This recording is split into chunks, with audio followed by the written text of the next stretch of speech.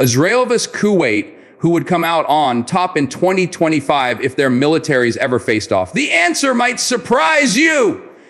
Today, we'll compare their armies, air forces, navies, budgets, and technology to see who really holds the edge. Hello, everyone. Welcome back to the channel. Today's video is going to be an in-depth military comparison between Israel and Kuwait for the year 2025. Both of these nations are located in the Middle East, but are vastly different in terms of population size, defense strategy, and military capabilities. Israel has a long history of wars and conflicts with its neighbors, which has shaped it into one of the most battle-ready nations in the world. Mandatory military service ensures that a large part of its population has at least basic training, and its weapons industry produces some of the most advanced systems globally. On the other hand, Kuwait is a wealthy Gulf nation with a focus on protecting its sovereignty and maintaining regional stability. Its military is smaller but highly modernized, thanks to significant purchases from the United States and Europe.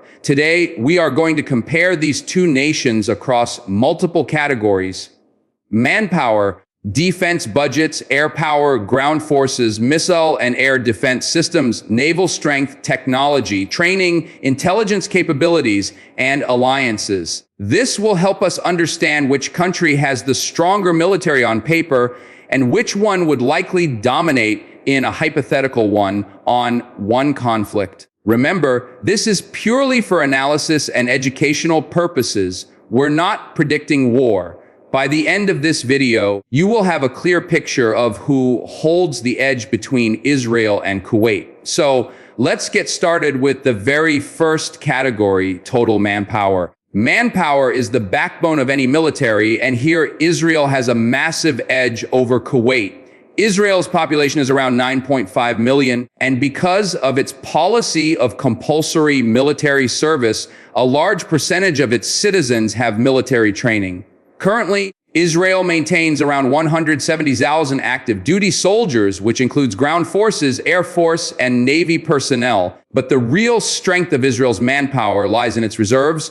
Over 460,000 trained individuals can be mobilized quickly during a national emergency. This means that within days, Israel can field a force of over 600,000 troops if required. Kuwait, in contrast, has a much smaller population of around 4.5 million, and only about 1.5 million are Kuwaiti citizens.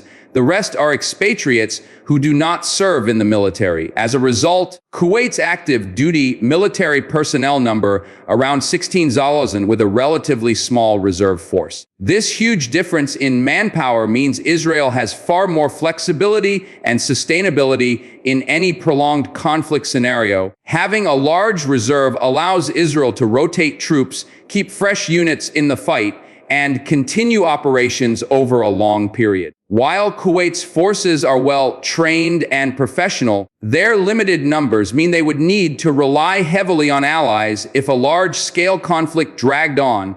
Simply put, Israel's manpower advantage would be one of the most decisive factors in any direct confrontation, as sheer numbers combined with training can make a massive difference in war. When we talk about military strength, funding is one of the most important factors. Israel spends roughly $24 billion per year on defense, which is about 4.5% of its GDP. This is a huge figure considering Israel's size, and it allows for constant modernization, advanced training programs, and heavy investment in research and development.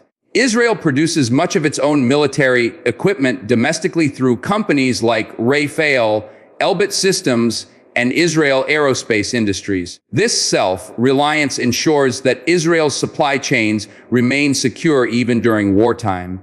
On the other hand, Kuwait spends about $7 billion annually on its defense sector, which is around 5% of its GDP. While this is a significant percentage, the absolute value is much lower than Israel's spending.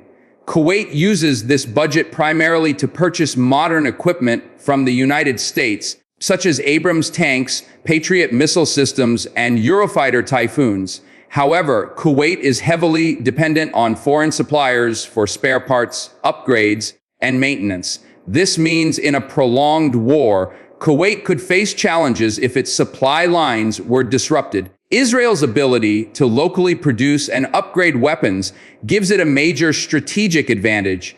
Financially speaking, Israel's bigger budget and domestic industry make it capable of sustaining high-intensity operations for longer periods. In a hypothetical head-to-head war, this difference in funding could play a key role in determining the outcome, especially if external assistance were not immediately available to Kuwait. Air power is often the deciding factor in modern conflicts, and here Israel is a clear leader. The Israeli Air Force is considered one of the most advanced in the world, with around 600 combat aircraft. This includes F-350I Adir stealth fighters, F-15Es, and F-16s, many of which have been upgraded with Israeli-made avionics, electronic warfare systems, and weapons. These jets give Israel unmatched regional air superiority. In addition to fighters, Israel operates advanced drones, AWACSA airborne warning and control systems, and aerial refueling tankers, allowing it to strike targets far from its borders. Kuwait's air force is much smaller, with around 39 combat aircraft. These include Eurofighter Typhoons and FKA-18 Hornets, which are capable but limited in number. Kuwait's pilots are well trained, often trained in Western air schools, but the sheer size of Israel's air force means Kuwait would struggle to defend its airspace in a high-intensity conflict. Once Israel establishes air superiority, it could neutralize Kuwait's ground assets, command centers, and supply routes very quickly. Air power also means the ability to gather intelligence and conduct precision strikes, something Israel excels at thanks to its decades of combat experience. In any modern war scenario, control of the skies is essential, and Israel's overwhelming advantage here would be one of the first and most decisive steps toward victory in a hypothetical conflict against Kuwait. Ground forces are still crucial for controlling territory, and Israel's ground forces are some of the most experienced and battle-tested in the world. The Israel Defense Forces, the IDF, field hundreds of Merkava main battle tanks, which are considered among the best tanks globally, designed specifically for Israel's needs. They also have large numbers of armored personnel carriers like the Namer and Eitan, plus highly trained infantry brigades with combat experience from operations in Gaza, Lebanon, and Syria. This experience gives Israeli troops confidence and discipline under fire. Kuwait's ground forces are much smaller, with around 250 M100AA2 Abrams tanks, very capable machines, and several hundred armored vehicles. Kuwait's army is designed primarily for defensive operations and is well equipped to hold key positions. However, it lacks the depth and scale of Israel's forces. Israel can deploy multiple armored and mechanized divisions supported by artillery, drones, and close air support to launch large-scale offensives. In a direct clash, Israel's larger and more experienced ground force would have the upper hand, especially in maneuver warfare. One advantage for Kuwait is its relatively open desert terrain, which would make defense easier and allow long-range tank engagements. But Israel's superior numbers, combined with integrated air and artillery support, would likely overwhelm Kuwait's defenses over time. Ground combat would be intense, but Israel's experience and size give it a clear edge. One of Israel's most famous strengths is its missile defense network. The country operates a three-layered system: Iron Dome for short-range rockets, David's Sling for medium-range threats, and Arrow 233 systems for long-range ballistic missiles. This multi-layered shield has been battle-tested and proven effective at intercepting thousands of rockets fired from Gaza over the years. This means that in a war scenario, it would be extremely difficult for an opponent to strike Israeli cities, military bases, or infrastructure with missiles. Kuwait relies mainly on the US-made Patriot missile defense system, which is excellent for high-altitude ballistic threats, but not as comprehensive as Israel's system. Patriots can protect key installations, but they cannot offer countrywide coverage like Iron Dome. This gives Israel a huge defensive advantage, as it can protect its population and maintain morale even during heavy missile bombardments.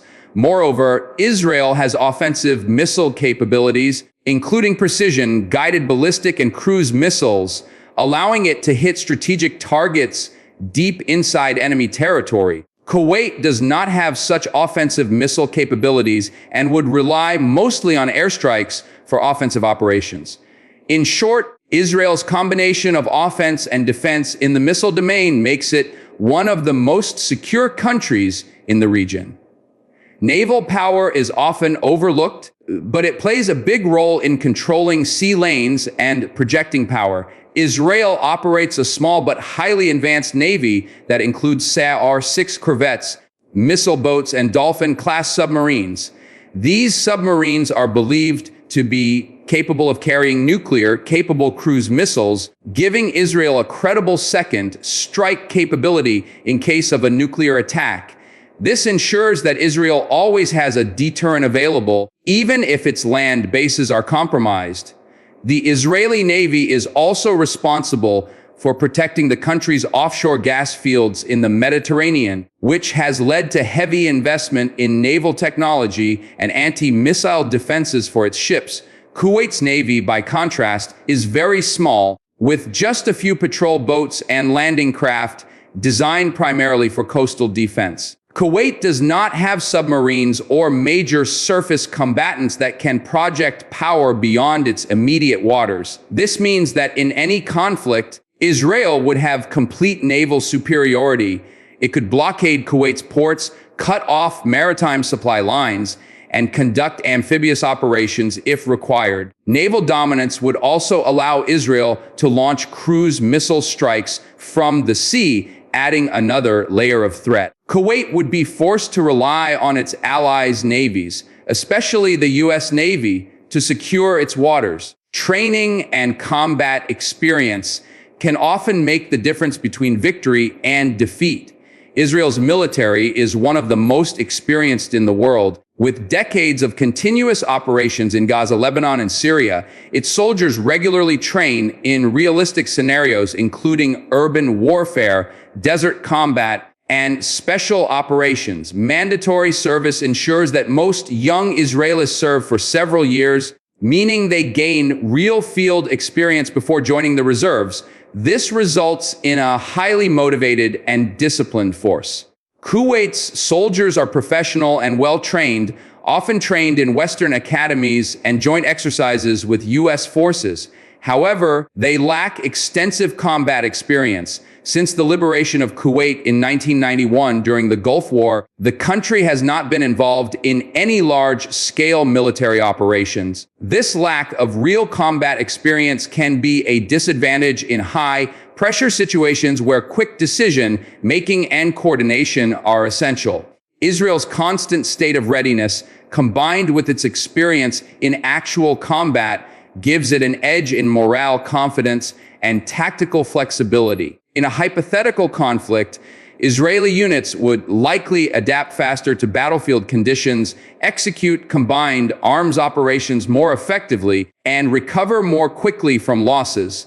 Technology and intelligence gathering are crucial in modern warfare. Israel is a global leader in military technology, especially in drone, cyber warfare, and electronic warfare systems. It produces some of the most advanced UAVs, many of which are exported worldwide. Israeli cyber capabilities are among the best, capable of disrupting enemy communications and radar systems.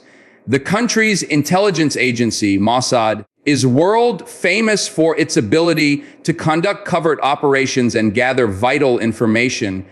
This means that Israel would likely know about enemy troop movements, missile launches, and strategic plans in advance. Kuwait, while technologically advanced thanks to imports from the West, does not have a domestic defense industry of similar scale. Its intelligence capabilities are decent, but rely heavily on information sharing with allies like the United States. This dependence means Kuwait might face delays in receiving actionable intelligence in a fast-moving conflict. Israel's superior tech allows it to conduct precision strikes, minimize collateral damage, and maintain full situational awareness. Combined with its network-centric warfare approach, integrating air, land, sea, and cyber forces, Israel would have a major strategic advantage in any confrontation. Finally, we have to consider alliances and the bigger picture. Kuwait is a major non-NATO ally of the United States and hosts American military bases, meaning that in a real war, it would almost certainly receive U.S. and possibly GCC support within hours or days. Israel is also one of America's closest allies and receives billions in U.S. military aid annually. This makes a real war between Israel and Kuwait highly unlikely, since both are friendly nations and have no disputes. However, in a purely hypothetical one, on one scenario without outside intervention, Israel comes out as the clear winner in almost every category: manpower, budget, technology, air power, ground forces, missile defense, and intelligence.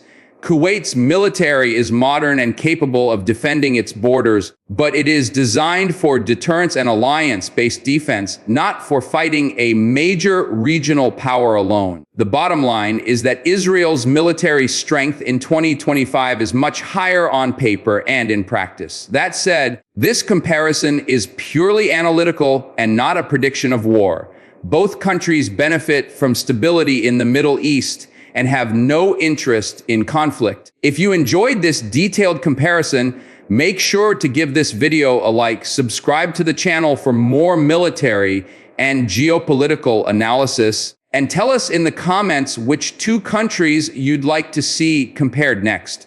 Your feedback helps us create better content for you.